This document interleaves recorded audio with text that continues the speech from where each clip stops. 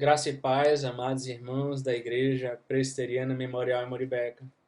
Eu sou o pastor Diego Penha e gostaria de dar continuidade aos nossos estudos hoje a respeito dos Coríntios, né? Estamos vendo o capítulo 9, nossa revista, sobre a Igreja Consoladora, repassando aos irmãos o que recebemos de Deus. Esse é o nosso tema. E o texto base para a nossa meditação, irmãos, é o texto de 2 Coríntios, capítulo 1. Quero convidá-lo a abrir comigo sua Bíblia. 2 Coríntios, capítulo 1, né? E diz assim a Escritura Sagrada: Paulo, apóstolo de Cristo Jesus, pela vontade de Deus, irmão Timóteo, a igreja de Deus que está em Corinto, e a todos os santos em toda a Caia, graça a vós outros e paz da parte de Deus, nosso Pai, e do Senhor Jesus Cristo. Bendito seja o Deus e Pai de nosso Senhor Jesus Cristo, Pai de misericórdias e Deus de toda consolação. É Ele que nos conforta em toda a nossa tribulação para podermos consolar os que estiverem em qualquer angústia, com a consolação com que nós mesmos somos contemplados por Deus. Porque assim como os sofrimentos de Cristo se manifestam em grande medida a nosso favor, assim também a nossa consolação transborda por meio de Cristo. Mas se somos atribulados, é para o vosso conforto e salvação. Se somos confortados, é também para o vosso conforto, o qual se torna eficaz, suportando vós com paciência os mesmos sofrimentos que nós também padecemos. A nossa esperança a respeito de vós está firme, sabendo que, como sois participantes dos sofrimentos, assim o sereis da consolação. Porque não queremos, irmãos, que ignoreis a natureza da tribulação que nos sobreveio na Ásia, porquanto foi acima das nossas forças, a ponto de esperarmos até da própria vida. Contudo, já em nós mesmos tivemos a sentença de morte, para que não confiemos em nós, e sim no Deus que ressuscita os mortos, qual nos livrou e livrará de tão grande morte, e quem temos esperado que ainda continuará a livrar-nos, ajudando-nos também com as nossas orações a nosso favor, para que por muitos sejam dadas graças a nosso respeito, pelo benefício que nos foi concedido por meio de muitos. Porque a nossa glória é esta, o testemunho da nossa consciência, de que com santidade e sinceridade de Deus, não com sabedoria humana, mas na graça divina, temos vivido no mundo e mais especialmente para convosco. Porque nenhuma outra coisa vos escrevemos em lendas que ledes e bem compreendeis, e espero que compreendereis de todo. Como também já em parte nos compreendestes que somos a vossa glória, como igualmente sois a nossa no dia de Jesus, nosso Senhor. Com esta confiança, resolvi ir primeiro encontrar-me convosco, para que tivesseis um segundo benefício. Por vosso intermédio passar a Macedônia, e da Macedônia voltar a encontrar-me convosco, ser encaminhado por vós para a Judéia. Ora, determinando isto, terei porventura agido com leviandade, ou deliberar, caso delibero segundo a carne, de sorte que haja em mim simultaneamente o sim ou não? Antes, como Deus é fiel, a nossa palavra para convosco não é sim e não. Porque o Filho de Deus, Cristo Jesus, que foi por nosso intermédio anunciado entre vós, isto é, por mim, Silvano e Timóteo, não foi sim e não, mas sempre nele houve o sim. Porque quantas são as promessas de Deus, tantas tem nele o sim, porquanto também por ele é o amém para a glória de Deus, por nosso intermédio. Mas aquele que nos confirma convosco em Cristo e nos ungiu é Deus, e que também nos selou e nos deu penhor do Espírito em nosso coração. Eu, porém, por minha vida, tomo a Deus por testemunha de que, para vos poupar, não tornei ainda a Corinto. Não que tenhamos domínio sobre a vossa fé, mas porque somos cooperadores de vossa alegria, porquanto pela fé já estáis firmados. Vamos orar, meus irmãos. Senhor Deus amado e santíssimo, graças te damos pela tua palavra, Senhor, pelo teu santo dia, porque o Senhor é bom e a sua misericórdia dura para sempre. Porque grande é a tua fidelidade, Senhor, Deus fiel, Pai, Deus que nos socorre, um Deus que nos visita com graça, Deus que nos ama, um Deus que jamais nos desampara. Obrigado por ser Deus tão zeloso com tua igreja, Pai. Obrigado por cuidar de nós tão bem. Obrigado por nos dar muito mais do que merecemos, Senhor.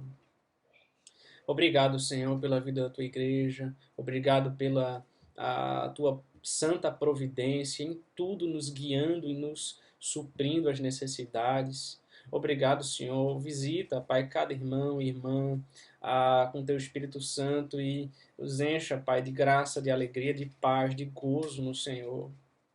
Ajuda-nos a compreender a Tua palavra, Senhor, que nós te rogamos, em nome de Jesus Cristo. Amém. Amém, meus irmãos.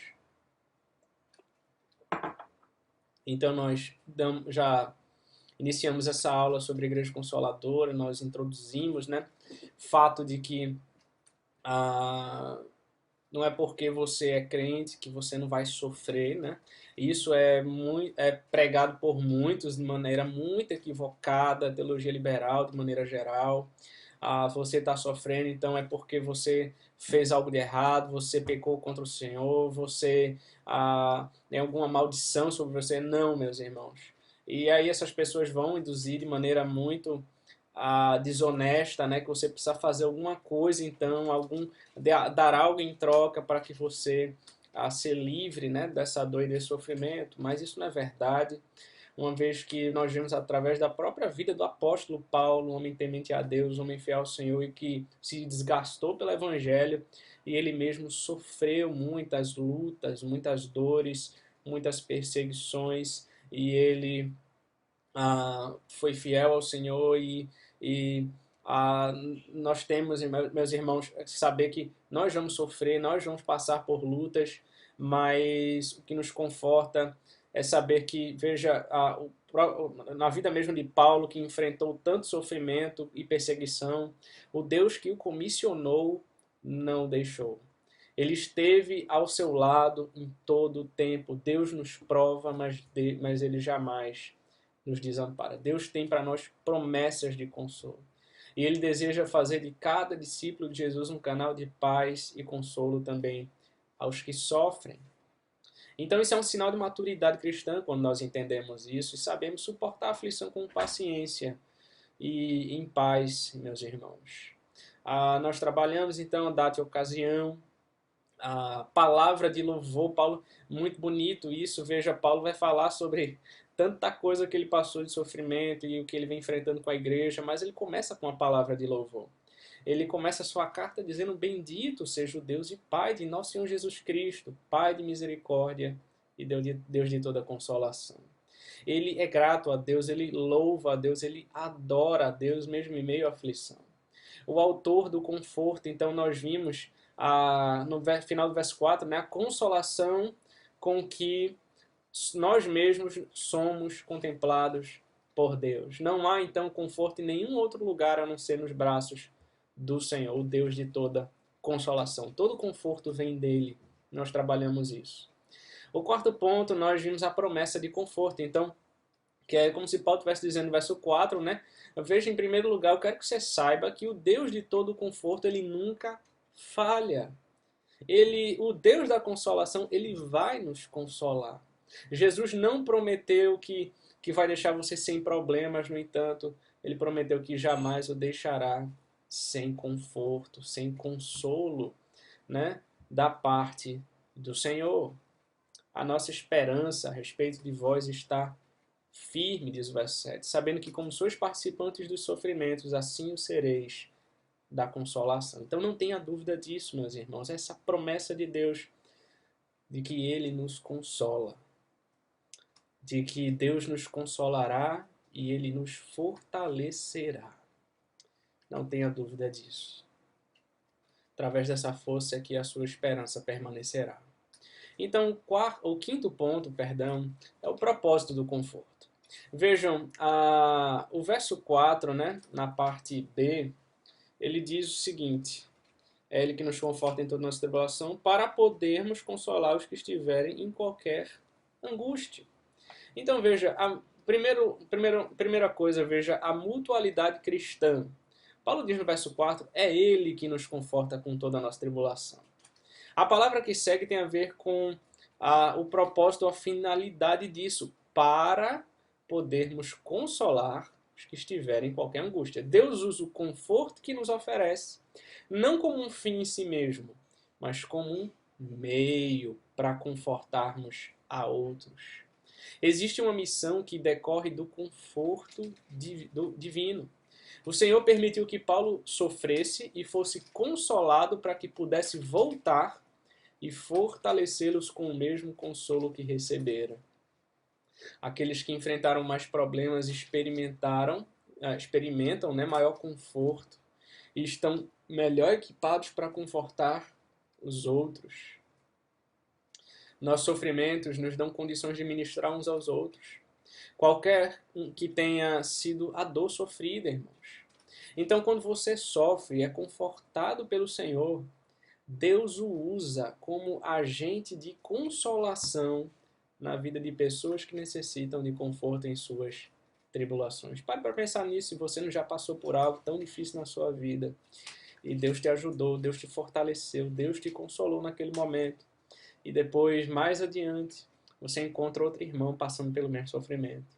E você é então um agente de Deus, você é usado por Deus para ajudar aquela pessoa a dizer, olha, eu passei pela mesma coisa que você está passando hoje. Deus foi comigo, Ele não me deixou, Ele não me desamparou. Segundo, irmãos, então, um crescimento em fé. O apóstolo passou por uma tribulação esmagadora na Ásia, diz no verso 8, né? Mesmo alguém que ama profundamente a Deus não está livre dessas experiências. Problemas não faltaram no ministério de Paulo. O que chama a atenção no texto é que a aflição sofrida foi tão forte que ele a considerou superior às suas forças. Entretanto, Paulo entendeu que essa era uma prova de que ele deveria confiar não em suas próprias forças, mas em Deus que ressuscita os mortos. Deus permite algumas situações difíceis em nossa caminhada cristã, irmãos, para exercitar em nós esse mesmo nível de confiança.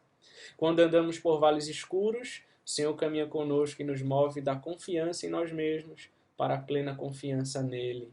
Parece que a confiança do apóstolo floresceu nesse solo árido do sofrimento e da angústia.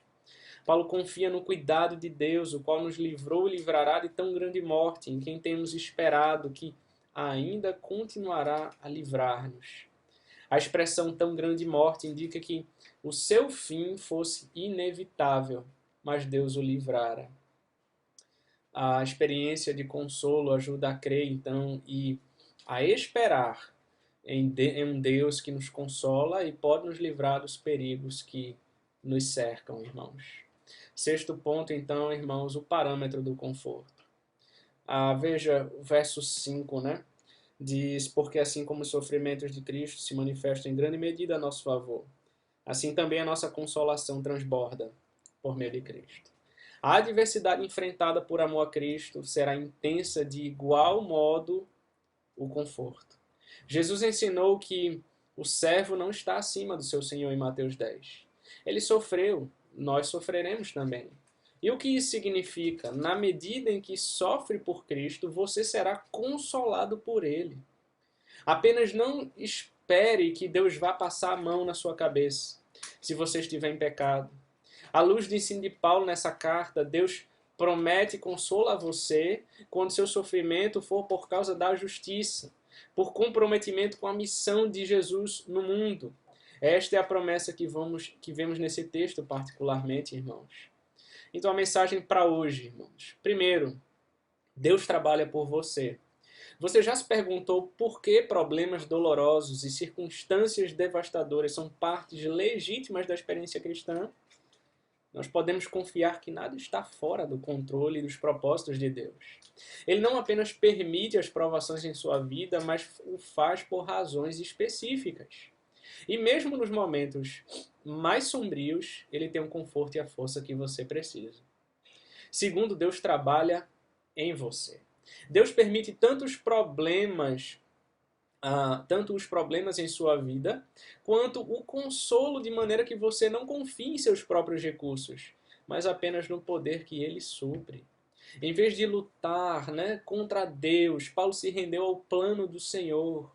Em vez de resistir, ele aprendeu com as tribulações e passou a valorizar a sua fraqueza. Por isso que ele disse em 2 Coríntios 12:10, eu sinto prazer nas fraquezas, nas injúrias, nas necessidades, nas perseguições, nas angústias por amor de Cristo, porque quando eu sou fraco, então é que eu sou forte. Terceiro, Deus trabalha através de você. O consolo que recebemos de Deus em meio aos sofrimentos são bênçãos para nós e para os outros, uma vez que aprendemos a lidar com as circunstâncias e nos tornamos canais de consolo divino. A Bíblia ensina nesta passagem, irmãos, que sobre a responsabilidade do cristão em relação aos seus irmãos em Cristo, quando enfrentam tribulações, lutas, sofrimentos e dificuldades. Em outra carta, Paulo escreve que consoleis os desanimados, ampareis os fracos. Em 1 Tessalonicenses 5:14. Concluindo nosso estudo, irmãos, quando estava prestes a partir, Jesus anunciou que enviaria o Consolador. Ele disse: eu rogarei ao Pai e ele vos dará outro Consolador, a fim de que esteja para sempre convosco, em João 14, o verso 16. Deus é um Consolador. Cristo, o Deus encarnado, é um Consolador. Deus, Espírito Santo, é um Consolador. E assim Paulo resume o conforto recebido da Trindade com as palavras: tudo posso naquele que me fortalece. Filipenses 4:13. Você pode suportar todas as situações fáceis e difíceis, porque o Trino Deus te sustenta e ainda te habilita também a carregar as cargas de quem está cansado e sobrecarregado pelas pressões. Nós somos consolados para consolar. Deus não nos conforta para nos deixar confortáveis simplesmente, mas para nos tornar confortadores de gente aflita. Então você vai passar por muitas aflições, mas o Senhor lhe ajudará a enfrentá-las. Não é a ausência de problemas que expressa o amor de Deus por nós. A obra de Jesus é a mais sublime declaração do amor divino, irmãos.